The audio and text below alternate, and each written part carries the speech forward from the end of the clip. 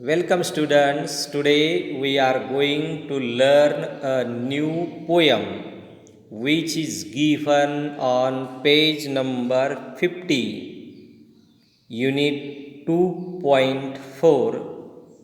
Please listen. कृपा करून ऐका. ही कविता समजण्यापूर्वी पाहण्यापूर्वी वॉर्मिंग अप आणि चिटचॅटमधील भाग अत्यंत महत्त्वाचा आहे. जर हा भाग समजला तरच तुम्हाला पुढचा भाग समजेल. म्हणून हे ध्यानपूर्वक नीटनेटकं ऐका.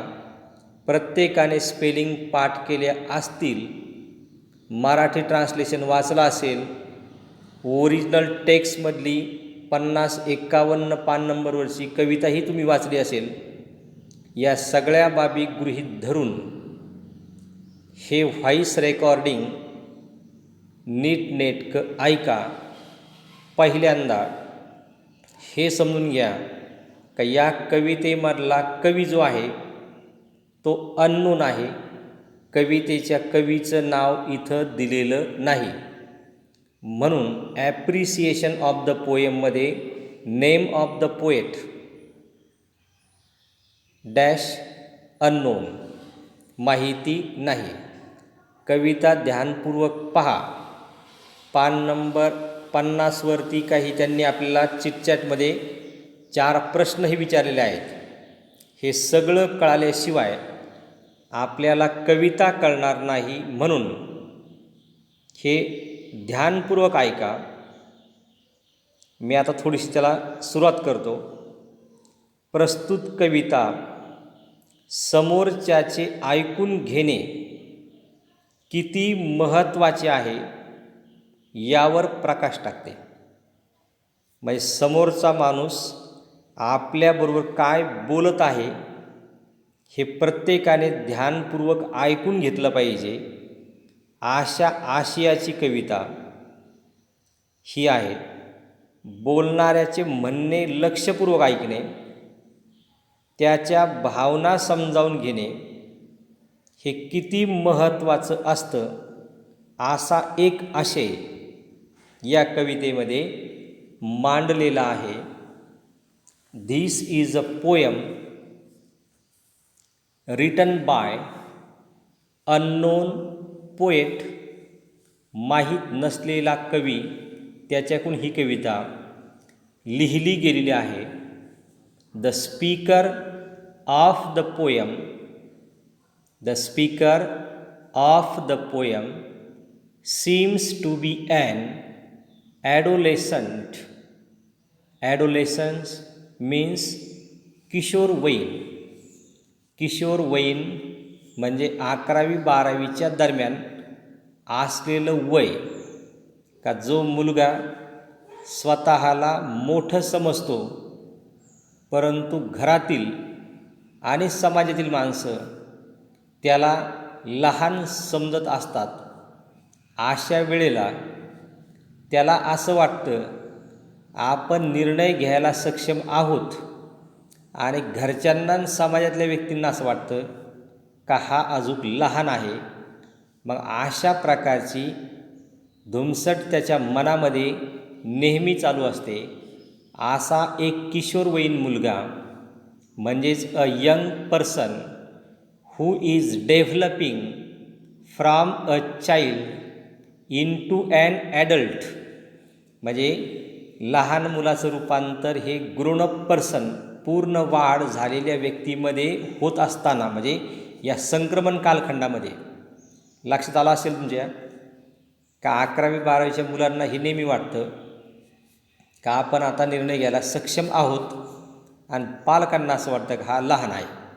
मग अशा प्रकारचे ॲडोलेसन्ट्स जे आहेत, किशोरवयीन मुलं, का त्यांच्या मनामध्ये एक नेहमी तक्रार असते का आपण आपल्या वडिलांना काहीतरी सांगतोय परंतु ते ऐकून न घेता ते आपल्यालाच काहीतरी वेगळं सांगतात.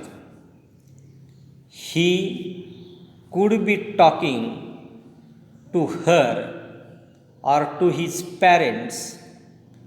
The whole poem is a please, please म्हणजे विनवणी, for the need to be heard and understood. पूर्ण कवितेमध्ये तो मुलगा त्या पालकांना विनंती करतो की माझं तुम्ही ऐकून घ्या. The speaker does not need help, हेही लक्षात घ्या. तो लहान मुलगा का जो आता मोठ्या होण्याच्या मार्गावर आहे, अशा या स्पीकरला, अशा या ॲडोलेसंटला, या किशोरवयीन मुलाला there is no need of help or advice, या मुलाला कोणत्याही मदतीची अपेक्षा पण नाही, त्याला सल्ला एखादा मिळावा याचीही अपेक्षा नाही. ही ओनली वॉन्ट्स, त्याला फक्त वाटते a patient listener who hears him. एक संयमित अशा प्रकारचा बाप, एक संयमित अशा प्रकारची आई, एक संयमित अशा प्रकारचा एक समाज का जो त्या मुलाचं सगळं म्हणणं नीटनेटकं ऐकून घेतो, एवढी त्याची विनंती आहे. त्याला तुमच्या मदतीची, सल्ल्याची अजिबात गरज नाही.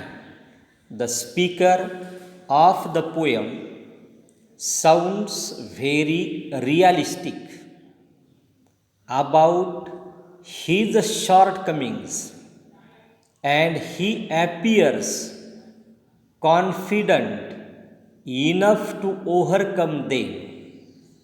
तो स्पीकर का जो ॲडोलेसंट आहे हा अत्यंत रिअलिस्टिक आहे, वास्तववादी आहे आणि त्याच्या जीवनामध्ये येणाऱ्या सर्व शॉर्टकमिंग्स म्हणजे उणिवा, काही समस्या किंवा काही प्रश्न, हे सगळे तो सोडवण्याकरता समर्थ आहे.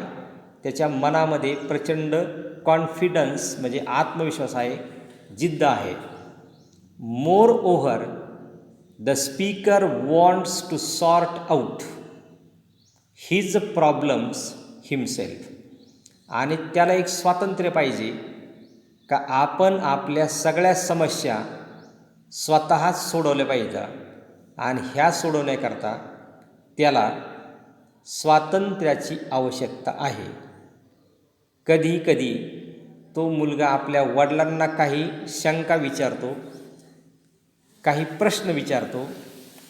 अशा वेळेला ते प्रश्न विचारले का ते ऐकून न घेता पालक स्वतःच ते काम करून त्याला देतात. अशा वेळेला त्या मुलाला आपल्या मनामध्ये आपला पराजय झाला अशी एक न्यूनगंडाची भावना निर्माण होत असते.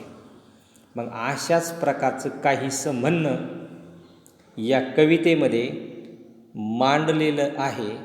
म्हणून या कवितेचं नाव आहे का प्लीज लिसन, कृपा करून माझं म्हणणं तुम्ही ऐकून घ्या.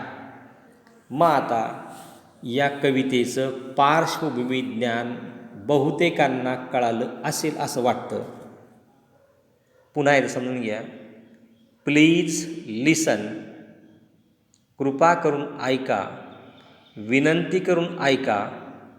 एक ॲडोलेसंट म्हणजे किशोरवयीन मुलगा का जो स्वतःला मोठं समजतो, समाज आणि घरातील व्यक्ती त्याला लहान समजतात, त्याचं म्हणणं कोणीही फारसं ऐकून घेत नाही आणि ऐकून घेण्याच्या ऐवजी त्याला सल्लेच भरपूर देतात. अशा वेळेला त्याच्या मनामधली जी धुमसट आहे, जी घुटमळलेली अवस्था आहे, ती त्याने या कवितेमध्ये मोकळी करून दाखवलेली आहे. आता हे लक्षात तुमचं आलं असेल असं वाटतंय. आता आपण चिटचॅटकडे जाऊया. What makes you laugh? What makes you laugh? कोणत्या गोष्टीमुळं तुम्हाला हसू येतं किंवा आनंद निर्माण होतो? या चारही प्रश्नांची उत्तरं students are expected to discuss their responses in the class.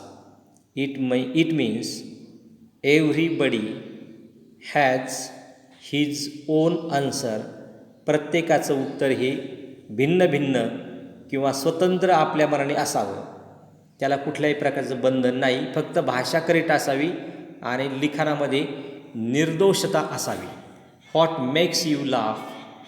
Answer, one can give answer. The happy things or good thing which is happened in my life makes me laugh. Very interesting stories when I say or listen. Number 2, what makes you angry? तुम्हाला राग कशामुळे येतो? प्रत्येकाचं उत्तर भिन्न असणार आहे. एखादा मुलगा सांगू शकेल, I become angry when my father and mother did not listen to me. ज्या वेळेला माझे आईवडील माझं ऐकत नाहीत, अशा वेळेला मला कधीकधी राग येतो. What makes you sad? तुम्हाला दुःख कशामुळं होतं? What makes you happy? तुम्हाला आनंद कशामुळे होतो? तर या चारही प्रश्नांची उत्तरं प्रत्येकाची भिन्न असणार आहेत. वर्गपाठाच्या वहीमध्ये तारीख टाकत याची. तारीख टाकून प्लीज लिसन असं म्हणा. 2.4 चिटचॅट म्हणा. Number 1 what makes you laugh, त्याचं उत्तर लिहून काढा. या चारही प्रश्नांचं उत्तर छान पद्धतीने लिहा. इथपर्यंत कळालं? आता 20 क्वेश्चन्स म्हणजे 20 प्रश्न. Form groups of 6 to 8. 1 person. Leader chooses one item, a picture, a photograph or a lesson from any one of 9th standard textbook and writes the reference on a slip of paper and folds it. Others ask him or her questions and try to guess what it is from his or her answer. Follow the rules given below.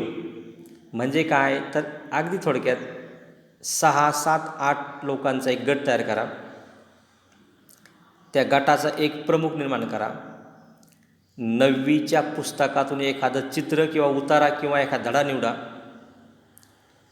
एका कागदाच्या चिठ्ठीवर त्याचा संदर्भ लिहा. त्याची घडी करा त्या कागदाची. इतरांनी त्याला काही प्रश्न विचारा आणि दिलेल्या उत्तरामधून ती गोष्ट शोधण्याचा प्रयत्न करा. यासाठी पान नंबर 50 वरील नियमांचा आधार पण घ्या. गटातील इतर सदस्य जास्तीत जास्त प्रश्न विचारू शकतात का जेणेकरून तुमच्या मनामध्ये कोणती गोष्ट आहे यासारख्या थेट प्रश्न तुम्हाला विचारता येणार नाही. मग 20 क्वेश्चन्स आस्क्ड. मग तुम्ही येस नो टाईपचे असे 20 प्रश्न विचारून त्यातून उत्तर शोधू शकता. आता हेही म्हणणं बहुतेकांच्या लक्षात आलं नसेल. आता एकदम सोपं करून सांगतो. फॉर एक्झाम्पल, तुम्ही तुमच्या मनामध्ये एक स्वातंत्र्य सेनानी निवडा. स्वातंत्र्य सेनानी निवडा. स्वातंत्र्य लढ्यामध्ये सहभाग ज्यांनी घेतला असे जे स्वातंत्र्यवीर आहेत, स्वातंत्र्य संग्रामामध्ये लढलेले. हे 20 क्वेश्चन्स का मी सांगतो तुम्हाला तर हे कळण्याकरता. फॉर एक्झाम्पल, एखाद्या मुलाने एखादा स्वातंत्र्य सेनानी मनामध्ये धरणे आणि मनामध्ये धरल्यानंतर त्याला गटातील मुलांनी प्रश्न विचारणे.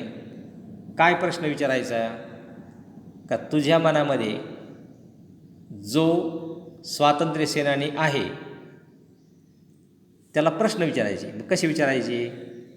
तो चष्मा घालतो का? मग समोरच्यानं उत्तर द्यायचं येस किंवा नो. मग तो सांगतो का हो. दुसऱ्याने प्रश्न विचारायचा, त्याच्या अंगावर धोतर अँड पंच आहे का? तर समोरचा म्हणतो हो. तिसरा प्रश्न विचारायचा, त्याच्या हातामध्ये काठी आहे का? समोरचा म्हणतो हो. बर. चौथा प्रश्न विचारायचा, ते पायी प्रवास करत होते का? तर समोरचं म्हणेल हो. त्याने असहकार चळवळ सुरू केली का? समोरचं म्हणेल हो. त्याने मिठाचा सत्याग्रह सुरू केला का? तो म्हणेल हो. मग आता याचं उत्तर महात्मा गांधी आहे का? समोरचं म्हणेल हो. म्हणजे त्याच्या मनामध्ये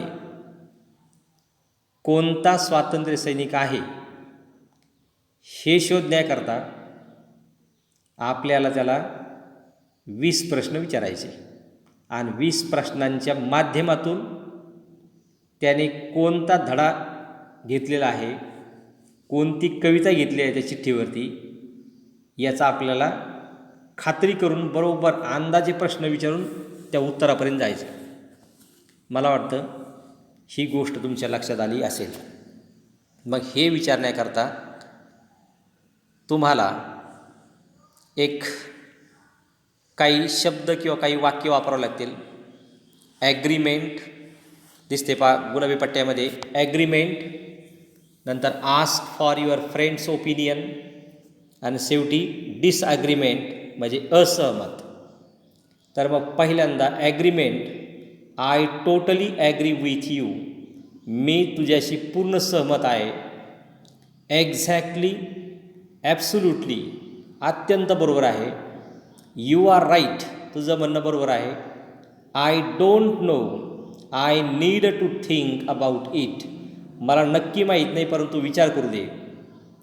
आय सपोज सो, मला असं वाटतं ते असावं.